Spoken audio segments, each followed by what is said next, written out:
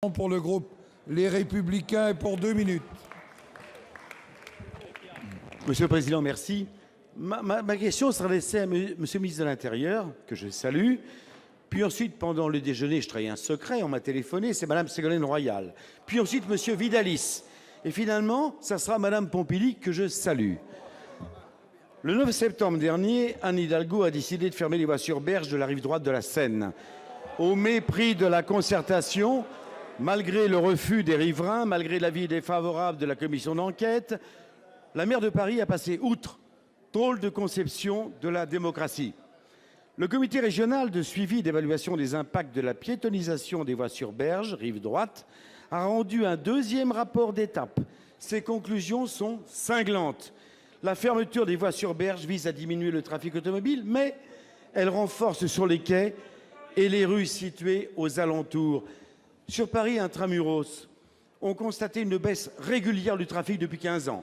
Aujourd'hui, il augmente à nouveau, entraînant des embouteillages supplémentaires. Sous prétexte de libérer les berges, on encombre la voirie. L'environnement n'est pas indemne. On constate une hausse significative du niveau du bruit que vous faites allègrement. Sachant qu'un véhicule à l'arrêt, c'est davantage de pollution, le report de circulation consécutif aux fermetures des voies augmente le taux de dioxyde d'azote. Cette opération de communication se transforme en enfer pour tout le monde, pour les riverains, pour les automobilistes, pour l'environnement, et non seulement pour les Parisiens, mais pour les Franciliens. Même le préfet de police a prudemment demandé une expérimentation de 6 mois, et cette mesure doit être réversible, Monsieur Cazeneuve. Or, Mme Hidalgo encourage des constructions qui ne font que présager un aménagement définitif des voies sur berge. On veut imposer, par la force, une mesure qui pénalise Paris et toute l'Île-de-France.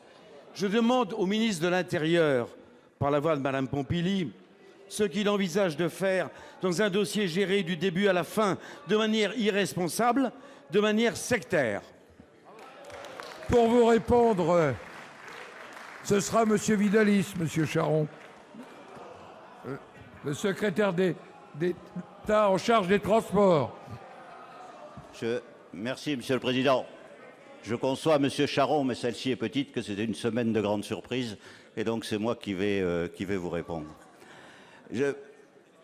La question que vous évoquez, c'est une question qui, au fond, se pose dans toutes les grandes métropoles dans le monde.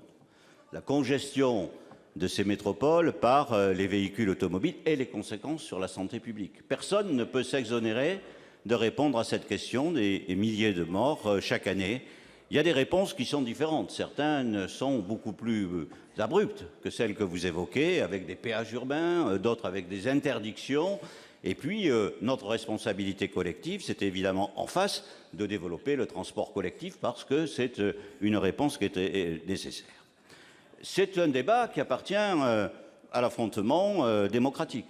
Madame Hidalgo et la liste qui a eu la confiance des Parisiens n'a pris personne par surprise, puisque vous le savez, cette proposition était dans les propositions que les Parisiens, que la majorité des Parisiens ont acceptées.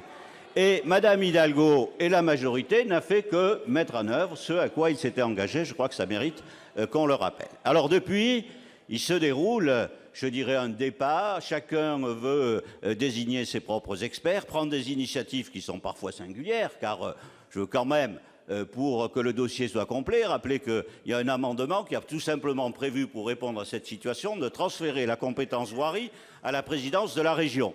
Je pense qu'on pourrait expliquer au maire de Bordeaux que c'est le président Rousset qui va exercer cette compétence, ou alors au maire de Toulouse que c'est la présidente de la région. Tout ça n'est pas sérieux. Le sérieux, c'est la garantie que l'État doit accomplir, doit amener. Il y a, pendant 6 mois, une observation. Il y a une expertise qui doit être une expertise non pas partisane, mais qui soit partagée. Et ce que je veux vous dire et répéter, c'est que tous les éléments d'information que le préfet a seront communiqués à tout le monde, et à l'issue de ça sera prise une décision. Mais je crois que l'inertie n'était pas une option, et que la démocratie est aussi au rendez-vous de ce qui a été fait. Merci, Monsieur le Ministre. La parole est maintenant à notre collègue Michel Amiel pour le groupe du Rassemblement démocratique et social européen.